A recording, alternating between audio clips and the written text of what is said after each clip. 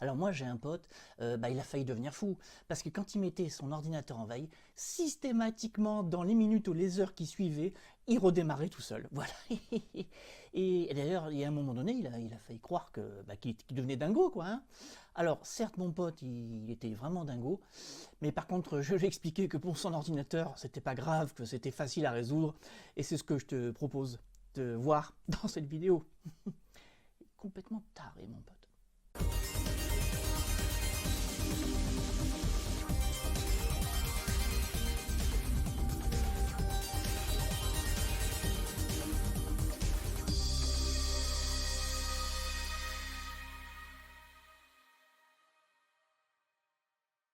Bonjour à toutes et à tous, bienvenue dans un nouveau numéro de votre chaîne SOS PC.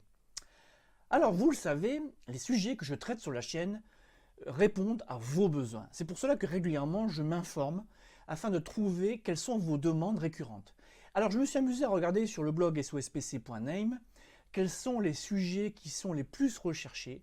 Il y en a un vraiment qui se détache beaucoup et depuis plusieurs années, ce n'est pas récent, encore récemment, beaucoup de personnes cherchent des informations pour trouver d'où vient le fameux problème des ordinateurs qui sortent de veille tout seuls. Alors oui, la mise en veille d'un ordinateur, c'est bien pratique.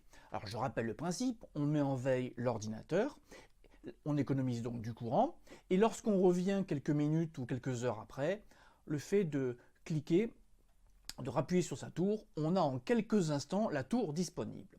Alors, la problématique que je pose aujourd'hui, c'est que certes, la mise en veille est pratique, mais je me dis que c'est de moins en moins intéressant. C'est-à-dire qu'il y a quelques années, on avait les ordinateurs qui mettaient plusieurs minutes à démarrer, et donc en mettant en veille, on gagnait des précieuses secondes. Or, désormais, les ordinateurs récents, quand vous les démarrez, enfin vraiment les tout récents, en moins de 30 secondes, souvent plutôt 15, vous avez accès à Windows. Bon, ça c'était pour faire une parenthèse. Toujours est-il que, je rappelle, le mode veille est intéressant et utile si vous partez, on va dire peu de temps. Alors je ne vais pas vous donner une durée, mais enfin si vous partez l'après-midi complète, ne le mettez pas en veille, parce que malgré tout, vous allez consommer certes moins, mais quand même un petit peu de courant. Et puis il ne faut pas oublier que vos composants électroniques, ils restent sous tension. Et donc, il y a logiquement une usure. Voilà. Je le dis parce que beaucoup d'entre vous ont pris la mauvaise habitude de mettre en veille tout le temps et de partir trois plombes. Si votre absence, j'allais dire, n'est pas trop longue, oui, le mode veille, ça peut être pratique. Après, c'est à vous de voir quel est le meilleur usage. Toujours est-il que, donc, la vidéo d'aujourd'hui, c'était juste pour vous rappeler qu'il y a des solutions, et beaucoup en ont marre, c'est-à-dire qu'ils mettent l'ordinateur en veille, ils s'en vont, et quand ils reviennent, ils ont toujours cet ordinateur allumé, et ça vraiment, ça les énerve.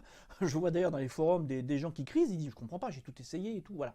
Alors, simplement, ce que je vous propose, c'est comme d'habitude, un tutoriel sur le site sospc.name, donc dans la zone de description, je vous indiquerai le lien. Et en fait, la problématique, dans la grande majorité des cas, ce qui fait qu'un ordinateur se réveille, ça peut venir de la box ou du modem, ça peut venir du clavier, ça peut venir de la souris, tout périphérique qui, à un moment donné, envoie un ordre.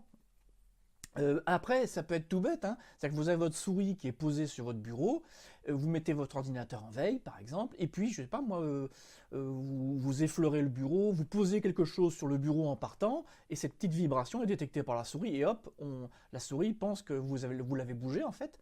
Et alors après, j'ai des anecdotes des gens qui ont des animaux, des chats, je connais bien la problématique, et c'est vrai que vous partez, le chat il se balade, il effleure le clavier, la souris, parce que souvent, enfin je sais pas vous, mais moi mon chat il se balade partout, et vous revenez, vous comprenez pas, voilà. Toujours est-il que vous allez voir, le tutoriel est très facile à comprendre, comme d'habitude je mets beaucoup de captures d'écran, j'explique étape par étape, on va localiser tous les points qui peuvent faire démarrer l'ordinateur et on les désactive. Alors bien sûr, je le rappelle, si vous faites cela, pensez que si vous désactivez le clavier et la souris, après, pour remettre en route votre ordinateur, il ne vous restera plus que le bouton marche arrêt de votre ordinateur, parce que bien évidemment, le clavier et la souris ne seront plus actifs. Voilà, c'est une évidence, mais je préfère le rappeler. Voilà, donc vous voyez, pour cette semaine, petite vidéo rapide. J'espère en tous les cas que l'astuce, le tuto, sur lequel je vous renvoie vous aidera à solutionner votre problème. Sinon, comme d'habitude, vous n'hésitez pas à poser vos questions dans la zone de commentaires. Alors j'en profite pour préciser, vous pouvez poser autant de questions que vous voulez, ça me fait toujours plaisir, mais des questions qui ont rapport avec la vidéo, voilà, tout simplement, parce que je peux pas, vu que je modère les commentaires, je ne peux pas accepter des commentaires qui n'ont rien à voir. Ça pollue la vidéo et ça n'aide pas celles et ceux qui sont à la recherche d'une solution. Voilà. Eh bien, écoutez, sur ce, je vous laisse. Et puis, je vous dis à très bientôt.